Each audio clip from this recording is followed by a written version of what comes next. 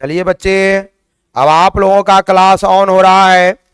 यह फिजिक्स के class 12th है, जिसके अंतर्गत हम लोग आज कूलॉम के नियम का आगे की ओर कंसेप्ट बढ़ाएंगे। साथ साथ इस पर जो है व्यापक चर्चा होगी और उसके अनुसार हम लोग इस पर क्या करेंगे, काम करेंगे। आज का जो टॉपिक होगा, जो हम लोग फिजिक्स में पढ़ रहे थे, कूलॉम के नियम का आगे का ये टॉपिक होगा, जिसको आप लोग पूरी ध्यान से इसको कंट्रोल करना है और इसको क्या करना है, समझना है। अब लॉजिकली बात जो हम लोग समझ रहे हैं और एक एक चीज को हम लोग क्या करेंगे, केयर करेंगे। साथ साथ साथ साथ हम आप लोगों को बताएंगे दो चार क्वेश्चन इस तरह का कि विद्युतशीलता, एक क्वेश्चन आता है कि विद्युतशीलता या परावैद्युता, और ये परावैद्युता जो होती है, जो आप लोग पढ़ चुके हैं। हम आगे की ओर चलें इससे पहले समझ लेते हैं कि क्लास हम लोग पहले यहाँ लिखेंगे कि ये कौन क्लास आपका है, तो क्लास 12th है। और सर ये कौन सब्जेक्ट है? बच्चों, प्यारे बच्चों, ये सब्जेक्ट आपका फिजिक्स है। और ये चैप्टर जो है, 4 चैप्टर जो है फिजिक्स का स्टार्टिंग है, वह बहुत टफ है। इसको कंट्रोल करना होगा बाय कंसेप्ट। अब हमारा जो कंसेप्ट शुरू होता है, इसे हम लोग फिलिंग करें। मैं यहाँ क्वेश्चन के साथ साथ लिख रहा हूं ताकि हमारे बच्चे को समझ में आएगा। मैंने आपको बताया था कि ये जो माध्यम है, रियल में इस माध्यम जो आप लोग पढ़ रहे हैं ना, माध्यम पर निर्भर करता है कौन? माध्यम पर निर्भर करता है, मैं कोशिश कर रहा हूं कि अधिक से अधिक कंसेप्ट क्लियर हो। माध्यम पर निर्भर करता है के का मान, जिसको के का एक नाम है स्थिर वैद्युत नियतांक। स्थिर वैद्युत नियतांक, इसका हम एक और नाम देते हैं आप लोगों को, पता है आपको, स्थिर वैद्युत नियतांक भी लोग कहते हैं। ये स्थिर वैद्युत नियतांक माध्यम पर डिपेंड करता है। और ये माध्यम जो है, अब ये माध्यम जो है वह 3 भागों में बांटा गया। तो माध्यम को आप लोगों को 3 भागों में बांटा गया है। ये जो माध्यम है उसको 3 भागों में बांटा गया है। एक एक भाग का, एक का नाम है परावैद्युतांक। बच्चों ध्यान दो, परावैद्युतांक या विद्युतशीलता, एक एक वर्ड भी परीक्षा में क्वेश्चन माने रखता है, शब्द बदल देगा, मिस कर जाओगे। विद्युतशीलता किसका? तो निर्वात का, निर्वात का विद्युतशीलता, जिसको हम लोग पढ़ चुके हैं एप्सिलॉन नॉट। इसका नाम हम लोग जान चुके हैं, एप्सिलॉन नॉट के बारे में हम लोग व्यापक तौर पर पढ़ चुके हैं। अब आएगा निरपेक्ष विद्युतशीलता। एक एक वर्ड में क्लियर कर देता हूं, बच्चे को कंफ्यूजन नहीं होगा।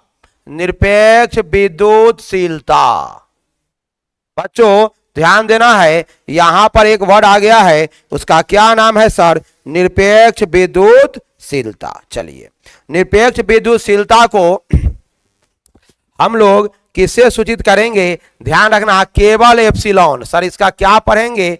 मैं लिख भी देता हूं, एप्सिलॉन। देखो तुम लोग का जो क्लास हो रहा है, यह स्टेट बोर्ड बिहार के लिए हो रहा है। कुछ दिनों के बाद एक ऐसा क्लास भी होगा जो आपको पूरे इंडिया के सारे बोर्ड को कवर करेगा। अभी तो स्टेट बोर्ड की क्लास हो रही है। अब यहां पर निरपेक्ष विद्युतशीलता एप्सिलॉन। अब यहां पर होगा, देखो यहां आपेक्षिक, आपेक्षिक विद्युतशीलता, आपेक्षिक विद्युतशीलता। देखो यहां बच्चों ध्यान देना है, वैद्युतशीलता का ही दूसरा नाम परावैद्युतांक है। बच्चों ध्यान देना होगा, इसका ही नाम क्या है? परावैद्युतांक है। याद रखना पड़ेगा, जो आपेक्षिक विद्युतशीलता का ही नाम, कितने नाम है? परावैद्युतांक। एक एक बात आपको ध्यान से समझना है। परावैद्युतांक ये भी रहेगा, कंफ्यूजन नहीं होना चाहिए।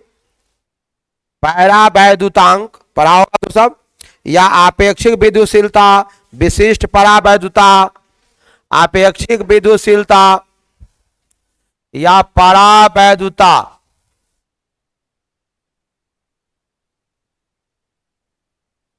आपेक्षिक विद्युतशीलता या कौन सी आएगा? परावैद्युता। ये नाम आपको विशिष्ट परावैद्युता, विशिष्ट परावैधुता, ये बातें आपको ध्यान रखनी है आपको। क्या इतनी बातें आप लोग समझ रहे हैं? क्या इतनी बातें आप लोग समझ रहे हैं? क्योंकि ये ध्यान देना, एक एक चीजों को आपको अच्छे ढंग से समझना होगा। यानी ध्यान दो, ये जो ध्यान देना यहां पर है, ये टॉपिकली चीज हम लोग केयर करें। ये परावैधुता तो उसके लिए आया है, तो इसको हटा दीजिए, सुविधा रहेगा। हाँ, नेक्स्ट टॉपिक में हम लोग आए। अब कुछ टेक्निकली बात समझ देते हैं कि बच्चे इसमें मिस ना करेगा। क्या क्या होगा जो मिस नहीं करेगा, समझो। ये आप पढ़ चुके हैं, इसको हम लोग नाम देते हैं एप्सिलॉन आर। एप्सिलॉन आर, अब ध्यान देना है, एप्सिलॉन आर। आर पढ़ते हैं, इसी का नाम क्या है जानते हो? के है। इसी का नाम क्या है? के है। एक एक बात मैं समझा देता हूं, ये तीनों पद में बच्चों लोगों में परेशानी हो जाती है। आइए, तो ये तो आप पढ़ चुके हैं निर्वात की एप्सिलॉन नॉट। ये जो है ना, एप्सिलॉन का क्या होगा? मात्रक जो होगा ना, मात्रक बीमा, जो इसका मात्रक बीमा इसका होगा, वही मात्रक बीमा निरपेक्ष विद्युतशीलता का होगा। ध्यान रखना है, जो मात्रक बीमा किसका होगा बउआ? ये परावैधुतांक या विद्युतशीलता का होगा, वही मात्रक और बीमा क्या होगा? निरपेक्ष का होगा। निरपेक्ष विद्युतशीलता का मात्रक और बीमा वही होगा जो उसका था। ये जो आपेक्षिक विद्युतशीलता हो रही है, देखो टेक्निकली बात समझ लो। आपेक्षिक विद्युतशीलता का जो हम लोग एप्सिलॉन आर प्रदर्शित करते हैं, इसकी जानते हो, इसका बीमा एवं मात्रक नहीं होगा। याद रखना है इसको। क्या नहीं होगा बच्चा? इसका बीमा, और क्या नहीं होगा बच्चा? मात्रक नहीं होगा। समझ में आया? बीमा और क्या होगा? मात्रक नहीं होगा, क्योंकि यह जो है ना नियतांक है। ये रियल में क्या है? आपका एक नियतांक है। ध्यान रखना होगा, इसके मात्रक और बीमा नहीं होगा। क्योंकि यह क्यों नहीं होगा बच्चों? क्योंकि यह अनुपात या बीमाहीन नियतांक है। मैं समझा रहा हूं कि सर बीमाहीन नियतांक मतलब क्या हुआ? क्यों नहीं होगा? अनुपात है। अब समझो सर अनुपात क्यों है। आइए, ये अनुपात क्यों है, थोड़ा इसको डिटेल हम लोग समझ लेते हैं। छोटी छोटी चीजों को समझे हम लोग। तो एप्सिलॉन आर जो होगा बच्चों, ध्यान दो, एप्सिलॉन आर जो होगा वह रियल में क्या होगा? एप्सिलॉन बटे एप्सिलॉन नॉट। कोई पूछेगा कि सर इसका क्या मान हुआ? एप्सिलॉन आर का मतलब क्या हुआ? तो एप्सिलॉन बटे एप्सिलॉन नॉट को हम लोग क्या कहेंगे प्यारे बच्चों? इसे हम लोग कहेंगे आपेक्षिक विद्युतशीलता। इसको हम लोग क्या नाम देंगे? आपेक्षिक विद्युतशीलता का मात्रक बीमाहीन। देखो, बीमाहीन जो है और मात्रकहीन नियतांक है, और इसे आपको ध्यान देना पड़ेगा। चलो नेक्स्ट टॉपिक में हम लोग इसी पर चर्चा करेंगे। चर्चा क्या करेंगे? यहां ध्यान दो। चर्चा ये करेंगे कि चूंकि आप देखो कहोगे कि सर इसका मात्रक क्यों नहीं है, तो अगर आप ऊपर वाला में नीचा से भाग दोगे तो पूरा का पूरा क्या होगा? कैंसिल्ड हो जाएगा। मात्रक से मात्रक कैंसिल्ड हो जाएगा, उसकी बीमा जो है अति कैंसिल्ड हो जाएगा। ये अनुपातिक राशि है, इसलिए इसका मात्रक क्या होगा आपके पास? इसका जो मात्रक होगा वह क्या होगा? यहां पर जो मात्रक होगा वह मात्रकहीन राशि के रूप में प्राप्त आपको हो जाएगा। तो मैं ये देख रहा हूं, मैं आपको अंतर इसलिए बता रहा हूं कि आप इसको समझ पाए। अब यहां ध्यान देना है, अब यहां पर ध्यान देना है कि आज मैं सब कुछ को एक बार और रिपीट कर देता हूं। ये मैं पढ़ा रहा हूं क्लास 12th का फिजिक्स है, और माध्यम पर निर्भर करता है के का मान। और क्या के? क्या स्थिर वैद्युत नियतांक है। ये माध्यम तीन प्रकार के होंगे: परावैद्युतांक, निरपेक्ष। परावैद्युतांक का नाम विद्युतशीलता है, निर्वात है। निरपेक्ष विद्युतशीलता एप्सिलॉन पढ़ेंगे। आपेक्षिक विद्युतशीलता या विशिष्ट परावैद्युता, इसको एप्सिलॉन आर के द्वारा हम लोग सूचित करेंगे। एक एक टॉपिक को मैंने इसलिए अलग कर दिया है कि बच्चे को कंफ्यूज हो जाता है कि हम क्या कहां यूज करें। बच्चे को कंफ्यूज हो जाता है कि हम किसको क्या उपयोग करें, क्या समझे। बच्चे लोगों को क्या हो जाता है? बच्चे कंफ्यूज होने लगता है। इसलिए मैं एक एक टॉपिक को क्लियर कर दिया हूं। अब मैं इस सारे टॉपिक में दो टॉपिक को निरपेक्ष विद्युतशीलता को और आपेक्षिक विद्युतशीलता को, दोनों के बारे में हम आपको पढ़ाने जा रहे हैं। अब हमारा जो नेक्स्ट टॉपिक होगा, क्वेश्चन लिखकर होगा निरपेक्ष विद्युतशीलता, और मैंने आपको एक टॉपिक पे चर्चा आएगा, क्वेश्चन बनाएंगे हम, निरपेक्ष एवं आपेक्षिक विद्युतशीलता को समझावे।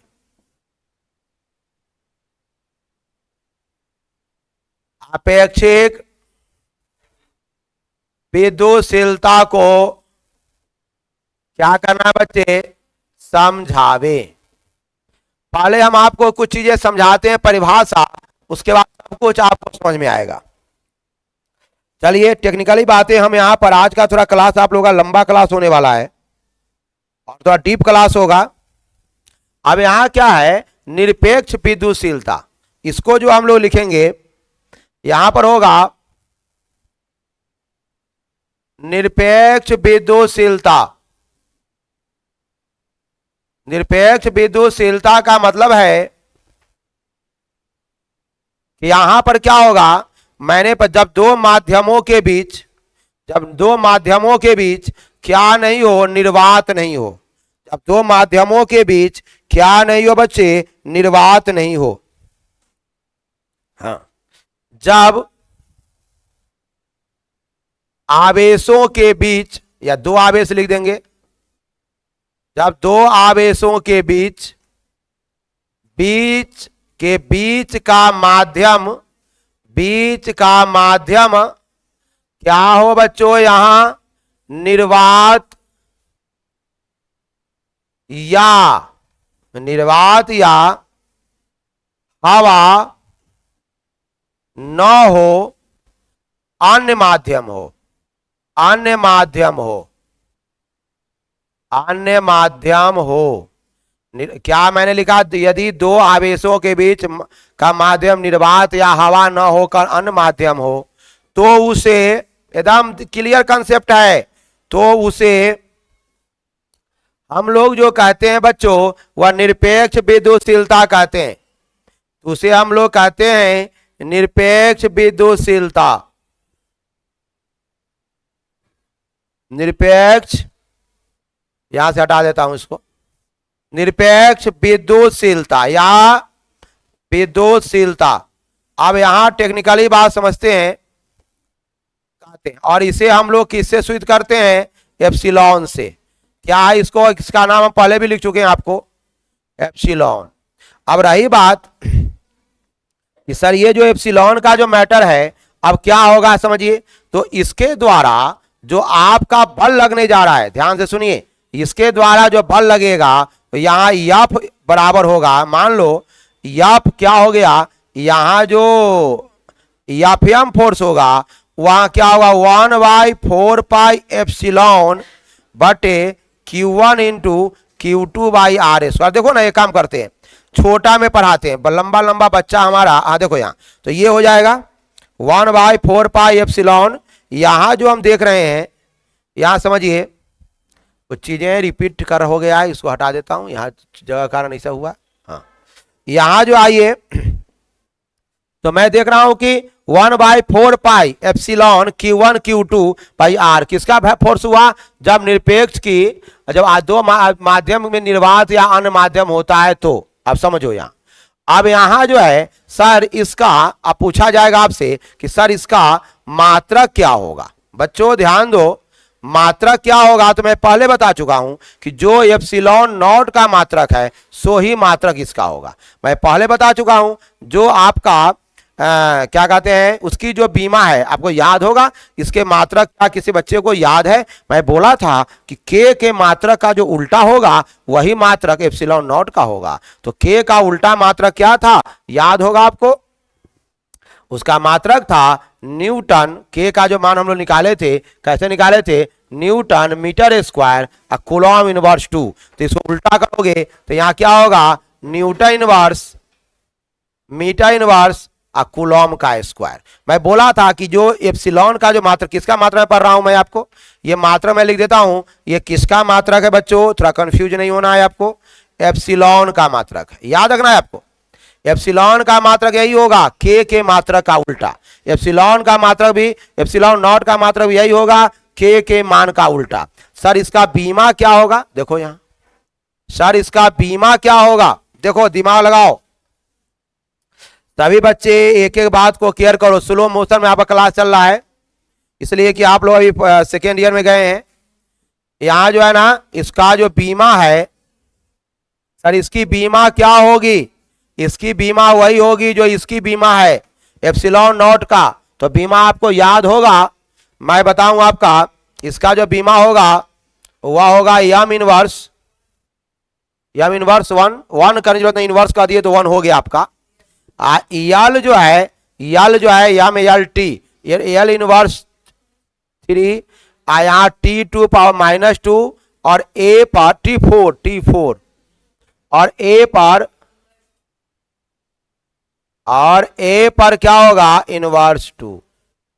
या हम क्या मिस कर रहे हैं, इसको चेक कर लिया जाए एक बार सर, इसको चेक कर लिया जाए, यस चेक कर लिया जाए, निकाल लिया जाए, चेक क्या, निकाल लिया जाए इसको। आइए पहले इसको क्लीन करके हम लोग निकाल लेते हैं, निकाल लिया जाए। देखो तुम लोग साइंस को ये कोशिश करना है कि आप लोगों को साइंस आवे। आप सुनो, यहां तुमको क्या करना है, पढ़ा होगा हमने, पहले के का बीमा क्या निकालेंगे, के का बीमा निकालने आता होगा आप लोगों को, के बराबर एफ आर स्क्वायर बाई क्या आया था आपको, Q1 इंटू Q2। तो एफ का मान आप बीमा पता है आपको, यम एल टी इनवर्स 2, और दूरी के लिए क्या हो गया आपका एल स्क्वायर, और यहां पर रफ है, ये रफ कर रहा हूं मैं आपको समझाने के लिए, आवेश हुआ कौन 80 और यहां क्या आ जाता है 80। तो इसकी बीमा आपके पास आ रहा है, यम आ रहा है, एल पर क्यू आ रहा है, टी पर -2 -4 है, और ए ऊपर जाएगा तो ये हो गया -2। ये के का हुआ, और इसका उल्टा जो होगा, ध्यान दो बच्चों, इसका उल्टा जो होगा वह एप्सिलॉन का बीमा होगा। तो उल्टा पता है, जो माइनस है उसको प्लस में कर दो, जो प्लस है उसको माइनस में कर दो, ऑटोमेटिक वो क्या हो जाएगा, उल्टा हो जाएगा। तो यम पर प्लस है तो यहां पर हम यम पर -1 लिखेंगे, यल पर +3 है तो यह -3 देंगे, टी पर माइनस है तो यहां प्लस हो गया, और ए पर क्या आ गया 2, तो यहां हम लोग क्या नाम देंगे बच्चों, 2।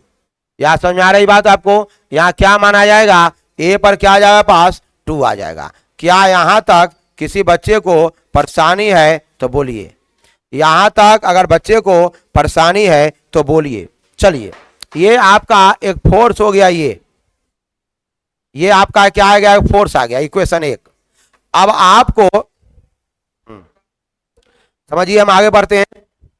अब आएगा आपेक्षिक विद्युतशीलता, पहले हम समझ रहे हैं आपेक्षिक विद्युतशीलता, पहले समझिए एक बात को हम लोग, आपेक्षिक विद्युतशीलता जिसको हम लोग एप्सिलॉन आर देते हैं, ध्यान रखना है आपको, इसका मान हम लोग एप्सिलॉन आर लेते हैं। रियल में ये क्या होता है पहले समझिए, आपको ये फॉर्मूला पता है, 1/4 Q1/Q2 इंटू आर स्क्वायर, इस समीकरण 2 मान लो। सर क्या हो गया, ये समीकरण आपके पास क्या आ गया, 2 आया। आप टेक्निकली बात हम समझेंगे, आपको जो बताया गया है, आपको जो बताया गया है कि एप्सिलॉन आर का क्या मतलब होता है, एप्सिलॉन आर का मतलब होता है एप्सिलॉन बटे एप्सिलॉन नॉट। कहां से आता है समीकरण, हम लोग क्या कर रहे हैं ध्यान दो, समीकरण 2 में हम लोग भाग दे रहे हैं किससे, समीकरण 1 से। एकदम इजी कंसेप्ट है, कोई भी बच्चा देख सकता है।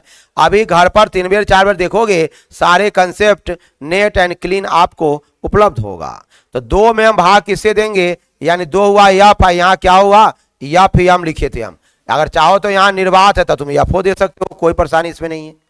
तो 2 का मान क्या है, 1/4 pi epsilon naught Q1 Q2 by r square. इसका जो है एक जो समीकरण आया है वह आपको ये आया है, एप्सिलॉन Q1 Q2 बाटे क्या आया है, आर स्क्वायर।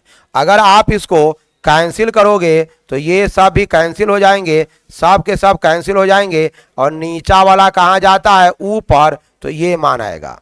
यानी यही जो है जो मैं प्राप्त कर रहा था वह क्या होगा, एप्सिलॉन आर होगा। देखिए ऐसे आपको ये फॉर्मूला प्राप्त हो जाएगा। इस तरह से आप लोगों के लिए यह फॉर्मूला जो है क्या होगा बच्चों, प्राप्त हो जाएगा। इसलिए इस तरह से आप लोगों का ये फॉर्मूला है वह क्या होगा, प्राप्त हो जाएगा। अब इसकी परिभाषा क्या होगी, परिभाषा आप समझ सकते हैं कि ऊपर वाला का नाम निरपेक्ष विद्युतशीलता है और नीचा वाला का नाम निर्वात की विद्युतशीलता है, और दोनों बच्चे बटा में है यानी अनुपात में है। इसी से हम इसकी परिभाषा बना लेंगे, इसी से हम इसकी क्या बना लेंगे बच्चों, परिभाषा बना लेंगे। परिभाषा में ऊपर क्या है, निरपेक्ष विद्युतशीलता, और नीचा क्या है, नीचा क्या है, विद्युतशीलता, निर्वात की विद्युतशीलता। यानी ऊपर मैं परिभाषा बना रहा हूं, निरपेक्ष विद्युतशीलता, निरपेक्ष विद्युतशीलता और निर्वात की विद्युतशीलता, और निर्वात की विद्युतशीलता के अनुपात को आपेक्षिक विद्युतशीलता कहेंगे। अलग अलग क्वेश्चन परीक्षा में पूछेगा तो आपको डरना अब नहीं है, सारा कंसेप्ट क्लियर है। आपेक्षिक विद्युतशीलता हम लोग क्या कहते हैं, प्यारे बच्चों समझ लो। अब आप इसको समझो, निरपेक्ष विद्युतशीलता और निर्वात की विद्युतशीलता के अनुपात, अनुपात का मतलब होता है बट्टा, को हम लोग क्या कहेंगे, आपेक्षिक विद्युतशीलता कहते हैं। सर इसको हम लोग एप्सिलॉन आर के द्वारा सूचित करते हैं, और पहले भी मैं बोल चुका हूं कि बीमाहीन है, इसका बीमा नहीं होगा, बीमाहीन, और संभवतः मात्रक भी इसका नहीं होगा। हाँ मात्रक भी नहीं है, गुड, मात्रक भी नहीं है, मात्रकहीन। देखो इसमें कुछ चीजें और भी है जो आपको ऑब्जेक्टिव में क्वेश्चन बना सकता है, कुछ ऐसे चीजें हैं जो आपको क्या कर सकता है, ऑब्जेक्टिव के लिए वह क्वेश्चन बना सकता है। तो सर उसके लिए कौन से क्वेश्चन बना सकता है, तो ऑब्जेक्टिव के लिए जो क्वेश्चन बनाएगा उसमें 3-4 चीजें ध्यान रखना है आपको। मैं बोला था कि आप लोगों को सारे चीज क्लियर है, परीक्षा में पूछा जाएगा निम्नलिखित में से किसकी बीमा नहीं है, निम्नलिखित में से किसका मात्रक नहीं है, इसका पूछा जा सकता है क्वेश्चन। फिर आपको ऑब्जेक्टिव में क्वेश्चन पूछा जाएगा कि जो तुम्हारे पास के का वैल्यू आया है, क्या क्या इतना बटे इतना आया है, इसका मान पानी के लिए कितना है। देखो पानी के लिए कुछ किताबों ने 80 दे रखा है और कुछ ने क्या दे रखा है, 81 दे रखा है पानी के लिए के का मान। सुनो इसके बाद क्या है, हवा के लिए, देखो यहाँ हवा और या निर्वात दोनों में डिफरेंस है, फिर भी लोगों ने 1 दे रखा है। और धातु के लिए अनंत दिया रखा है, धातु में के का मान होता है इन्फिनिटी, जो ऑब्जेक्टिव क्वेश्चन में आप लोगों से पूछा जा सकता है। और भी हो सकता है, और भी हो सकता है, कांच के लिए हो सकता है, जो आप लोगों को कांच के लिए जो होगा वह 3 से 4 के बीच में होगा, जो आपको याद रखना पड़ेगा। कांच के लिए जो विद्युतशीलता होगी प्यारे बच्चों वह क्या होगा, 3 से 4 के बीच में होगा। हमारी बात समझ में होंगे आप लोग। यहां जो है ध्यान देना होगा, तो उसकी जो विद्युतशीलता होगी कांच के लिए 3 से 4 के बीच में होगी। कांच के लिए जो विद्युतशीलता है, मैं बोला कांच मैंने ग्लास, 3 से लेकर कहां है 4 तक। और मोम के लिए जो विद्युतशीलता है वह 2 से 3 तक। देखो ना इसका कोई मात्रक नहीं है, इसलिए मैंने इसके बगल में कोई मात्रक नहीं लिखा है, क्योंकि के का कोई मात्रक नहीं है। अब रही बात कि अगर मैं आपसे क्वेश्चन पूछूं कि मैंने 2 आवेश को लिया और दोनों आवेश को हम तुम्हारे साथ रखें, तो क्या उसकी स्थिर वैद्युत बल ज्यादा होगा, कि मैंने किस दोनों आवेश को कहां रख दिया, पानी में रख दिया, तो कब इसकी विद्युतशीलता अधिक होगी। तो ध्यान रखना है, पानी में रखने का मतलब है कि में एप्सिलॉन आर का मान क्या होगा, बढ़ जाएगा। एप्सिलॉन आर का मान बढ़ने का मतलब है कि उसका जो बल होगा, स्थिर वैद्युत बल होगा, वह रियल में घट जाएगा। हम दो आवेशों को पानी में रख दिए तो क्या असर पड़ेगा, स्थिर वैद्युत बल क्या होंगे, घट जाएंगे, क्योंकि पानी का अपवर्तनांक ये क्या है, परावैद्युतांक, आपेक्षिक परावैद्युतांक 81 है। इस पर मैं आपको लोग कहोगे तो मैं हिसाब भी बनवाऊंगा। फिर हम बच्चे लोगों को ये बताना चाह रहे हैं कि सर ये जो टॉपिक आप बता रहे हैं इसको हम थोड़ा आगे की ओर और बढ़ें, तो मैं कुछ चीजें इसमें आपको बता दूं कि कहने का अर्थ है कि अगर जिसमें परावैद्युता उपस्थित होगा, ये उपस्थित होगा, समझ जाना कि उसके स्थिर वैद्युत बल का मान घट जाएगा। अगर ये परावैद्युता, अगर भाई साहब फॉर्मूला में अगर ये उपस्थित है तो समझ जाना, अगर ये क्या है, उपस्थित है, तो समझना है कि इसका अगर उपस्थित है तो समझना कि स्थिर वैद्युत बल का मान क्या होगा बच्चे, घटेगा। स्थिर वैद्युत बल का मान हम लोग क्या होगा बच्चों, का मान जो है आपको घटेगा, घटता है। इतनी बातें आप लोग याद कर लेना। देखो साइंस है, एक एक वर्ड जो मैं बोल रहा हूं, लिख रहा हूं, वो 100% आपके कंट्रोल में होगा, तब जाकर आपको साइंस आएगा, अन्यथा आपको साइंस आने में परेशानी होगी। अब मैं पढ़ाने जा रहा हूं बहुत टफ कंसेप्ट। वह कंसेप्ट का नाम है, वह कंसेप्ट का नाम है, आप लोगों को जानते हैं कूलॉम के नियम का सदिशीय रूप, के जिंदा कंसेप्ट है, वह आप लोगों को जिंदा कंसेप्ट है। और समझिए कि कूलॉम के नियम का क्वेश्चन मैं लिख रहा हूं, क्वेश्चन नंबर 2 में आएगा कूलॉम के नियम का सदिशीय रूप। कूलॉम के नियम का कौन रूप हम लोग लिखने जा रहे हैं, सदिशीय रूप।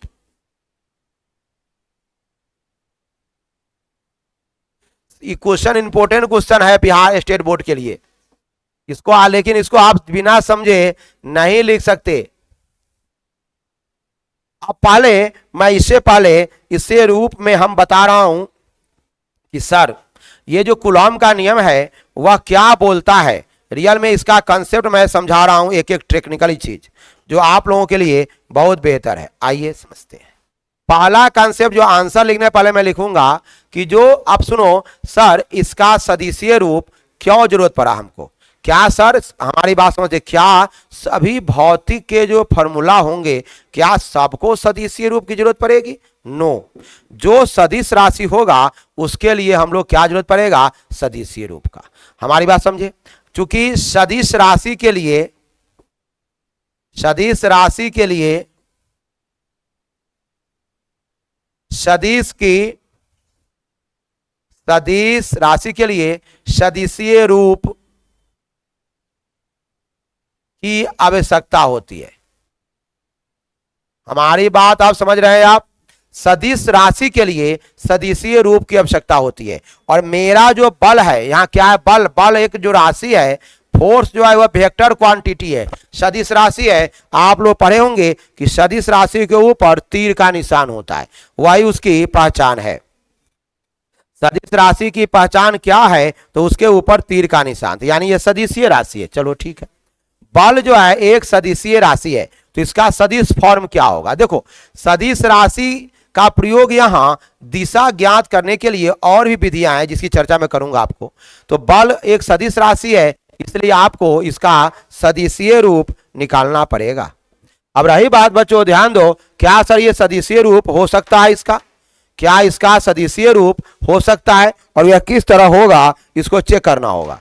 तो मैं बताऊं आपको, तो पहले तो एक एक बात समझिए कि हम लोग सदिश का मान कैसे निकालते हैं। खाली कंसेप्ट है, इसमें जिंदा कंसेप्ट है।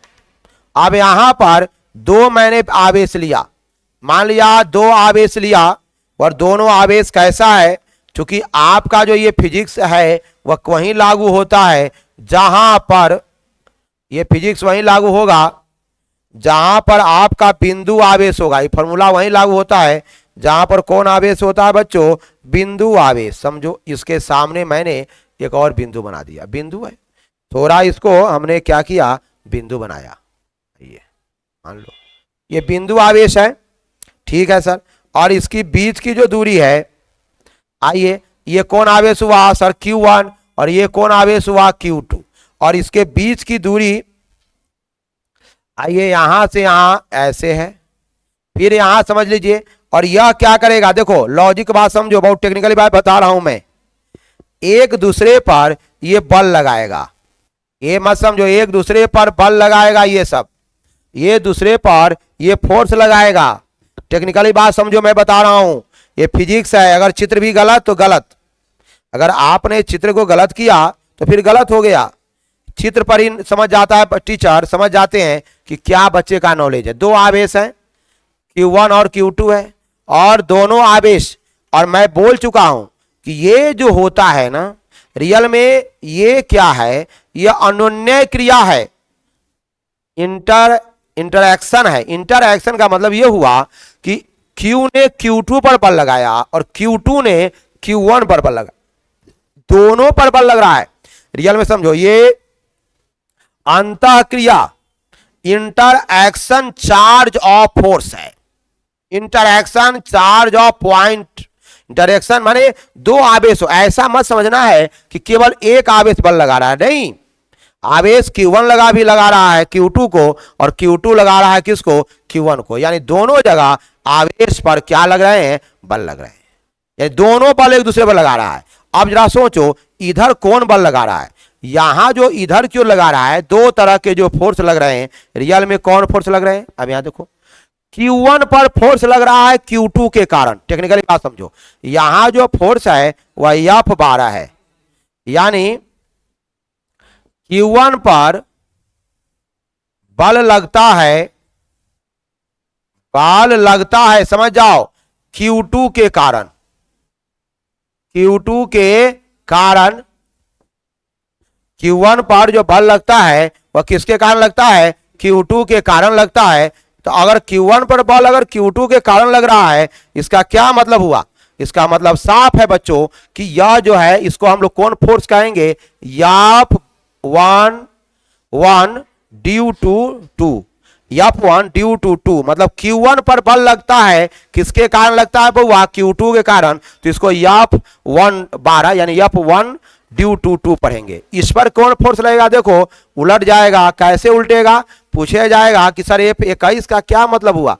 बहुत स्लो मोशन का क्लास है, स्टेट बोर्ड के बच्चों के लिए, बिहार बोर्ड के बच्चों के लिए। यहां पर है Q2 पर बल लग रहा है, Q2 पर बल लगता है,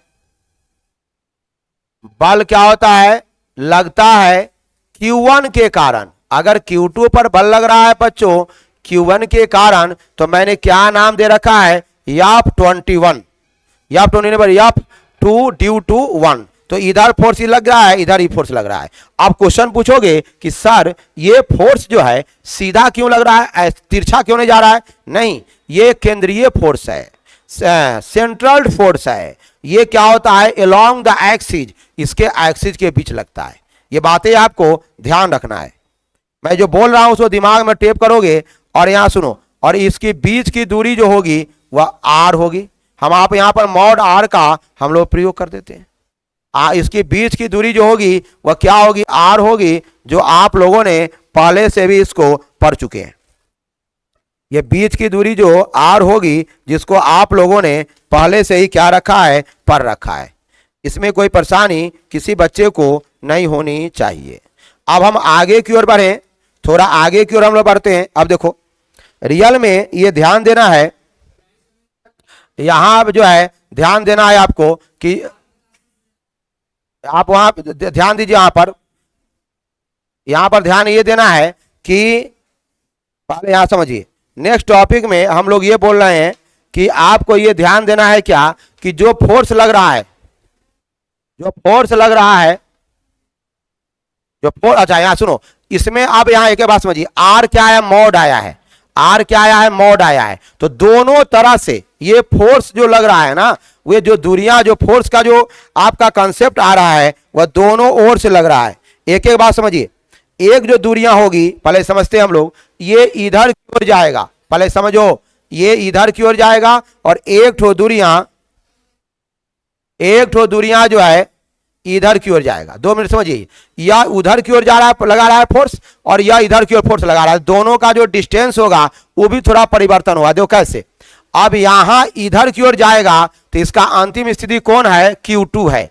इसकी अंतिम स्थिति क्या है आपका, इसकी अंतिम स्थिति Q2 है, ध्यान रखना यहां पर, इसकी अंतिम स्थिति क्या है आपके पास, Q2 है, समझो। यानी यहां जो लग रहा है वह कैसा कौन बल लगेगा, समझो बात को, यहां लगेगा R2 माइनस R1। अब पूछोगे कि दूरी कैसे निकलता है, बीच की दूरी, समझो यहां सदिश में जो बीच की दूरी निकलती है, सदिश में जो दूरी निकालना होता है, दूरी क्या, विस्थापन, दूरी तो नहीं लिख सकते आप, हाँ विस्थापन निकालना है, तो इसका फॉर्मूला मैं लिख देता हूं, अंतिम स्थिति माइनस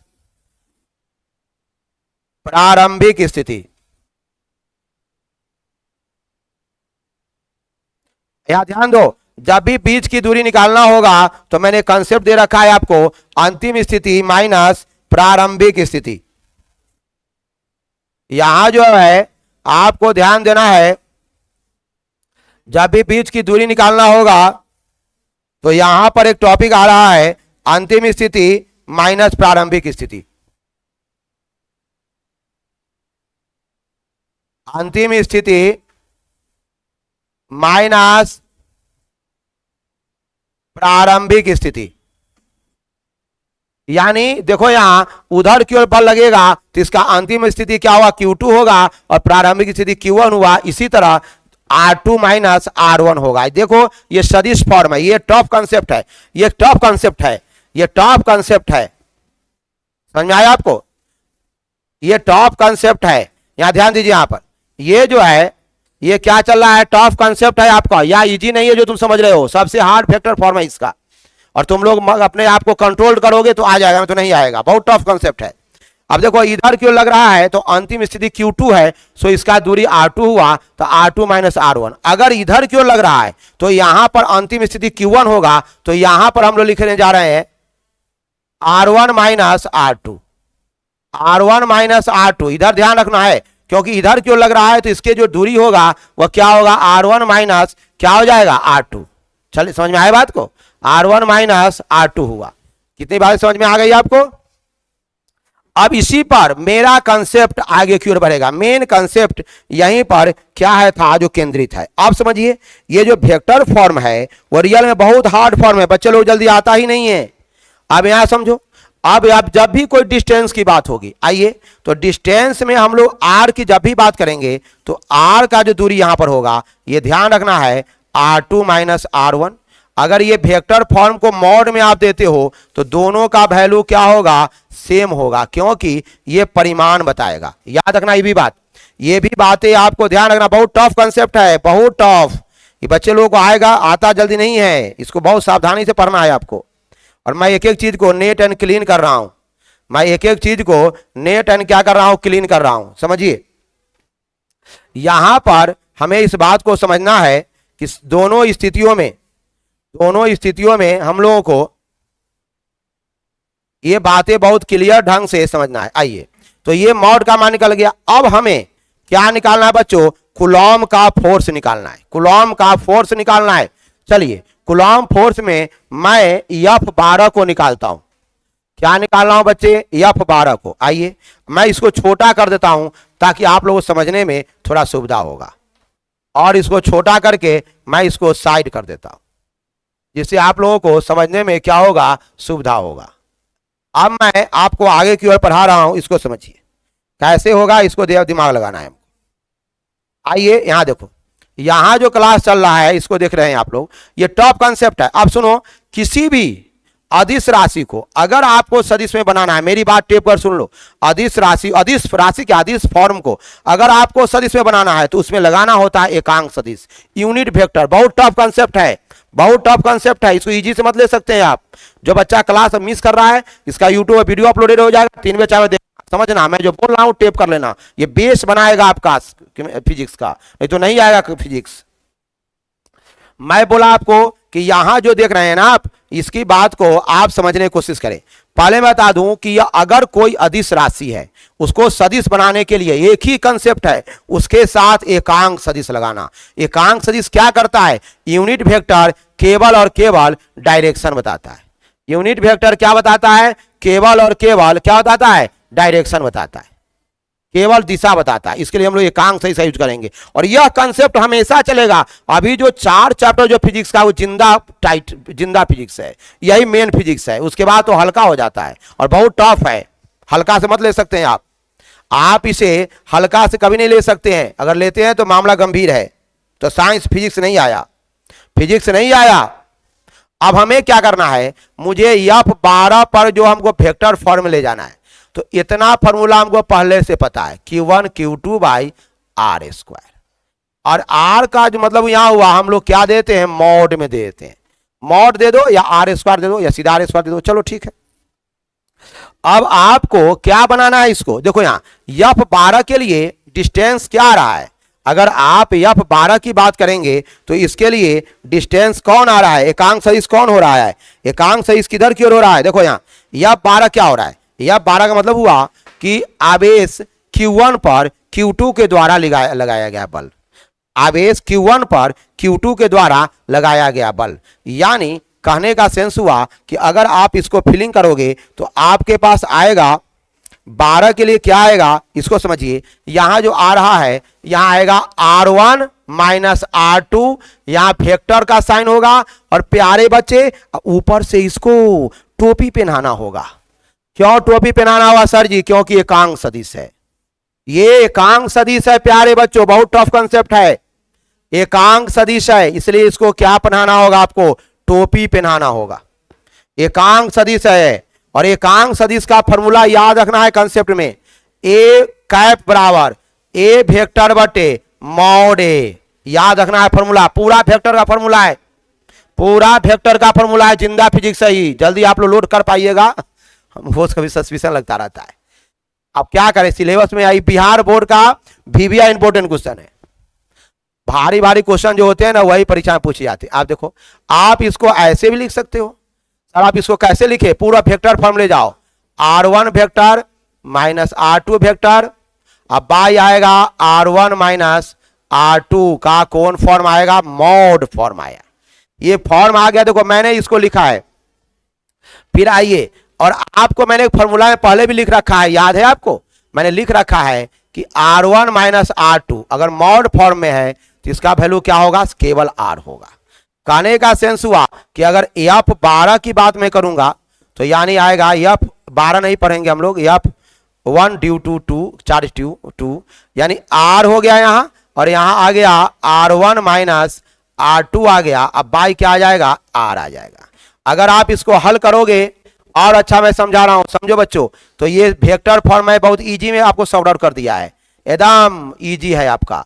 अब यहां पर आएगा R3 आएगा, यहां R1 माइनस क्या आएगा, R2 आएगा। ये आपका एक फॉर्मूला बनकर प्यारा सा सुंदर सा फॉर्मूला तैयार हो गया। ये कौन फॉर्मूला है बच्चों, ये फॉर्मूला सदिश का कौन फॉर्म है ये फॉर्मूला जो है वह सदिश का कूलॉम के नियम का सदिशीय फॉर्मूला है। यह जो फॉर्मूला है वह रियल में कूलॉम के नियम का सदिशीय फॉर्मूला है। मैंने किसका निकाला है बच्चों, देखो मैंने इधर वाला का निकाला है, F12 का निकाला है। अगर आपको F21 का पूछेगा तो कुछ बने इसी तरह बनेगा, इसी तरह बनेगा, कुछ करना नहीं है। जहां मैंने 1 डाला है वहां तो 2 डाल देना, जहां 1 डाला है मैंने वहां पर 2 डाल देना। ध्यान रखना बात को, मैं कंसेप्ट बता रहा हूं, रियल में ये उतना टफ कंसेप्ट आपके लिए नहीं होगा। चलो नेक्स्ट टॉपिक में थोड़ा इसको और भी अच्छा से पढ़ना चाहते हो तो क्या कर सकते हो, इसको ऐसे और बढ़ा दो, F12 is equal to Q1 Q2 बटे क्या होगा, R1 माइनस R2 का यहां मॉड में होल क्यू। देखो सुनो, अगर ये R को अगर मॉड के अंदर भी है तो इसका वैल्यू क्या होगा, 1 होगा। समझ में आया, यानी इसका वैल्यू जो है, यहां आप लोग यहां देख सकते हैं, टफ कंसेप्ट है, बहुत टफ कंसेप्ट, कहा नहीं जा सकता कितना कंसेप्ट है कब से। अब यहां समझो, मैं थोड़ा इसको और क्लियर वे में यहां पर कर देता हूं ताकि आपको कंसेप्ट की में परेशानी नहीं हो। यहां जो आ रहा है इसको देखो, यहां होगा R1 minus R2 mod. Mod के अंदर जो होता है वह केवल परिमाण बताता है, मॉड के अंदर जो होगा वह क्या बताएगा, केवल परिमाण। यहां भी मॉड दे सकते हैं, चलो ठीक है। अब यहां जो है यहां मॉड दे सकते हैं, यहां जो है या R1 माइनस R2 भी दे सकते हैं बराबर R। ये कंसेप्ट है, इसको क्लियर रखना। मैं जो घेर रहा हूं आपका टेक्निक है, वह कंसेप्ट है जिसको क्लियर रखना है। अब यहां ऐसे कर सकते हो, R1 माइनस R2 का ये क्या हो गया, एकांक सदिश। ये एक फॉर्मूला बनकर तैयार हो गया है F12 का। फिर F12 का अगर F21 पूछेगा, F2 ड्यू टू 1, 21 नहीं बोलेंगे हम लोग, आपको बोलने के लिए बता दिया आपको, के Q1 Q2 बाटे, देखो यहां बदल दो, R2 माइनस R1 का होल क्यू। ध्यान दो, यहां भी मॉड दे सकते हैं, यहां भी मॉड दे सकते हैं, इनटू यहां हम लोग क्या करेंगे, ध्यान दो, यहां जो है यहां हम लोग क्या करने जा रहे हैं, ये भी आप दे सकते हैं। एक तरह का जो टेक्निकली इश्यू है उसको भी आप लोग क्या करते हैं, सॉर्ट आउट कर सकते हैं। यहाँ क्या आया, अब यहां पर हम लोग लिखा है, यहां जो मैं लिख रहा हूं वह लिखाएगा R2 माइनस R1 का क्या आएगा, एकांक सदिश। तो ये आपके दो फॉर्मूला बनकर तैयार हो गया बच्चों, ये दो फॉर्मूला बनकर तैयार हो गया है। अब इस पर हम लोग नेक्स्ट डे का जो क्लास होगा वह थोड़ा टाइट क्लास होगा और इससे हम आगे की ओर बढ़ेंगे। तब तक के लिए कि मैं अनिल सर आप लोगों का स्वागत करता हूं। Thank you all student. जय हिंद, जय भारत। Thank you.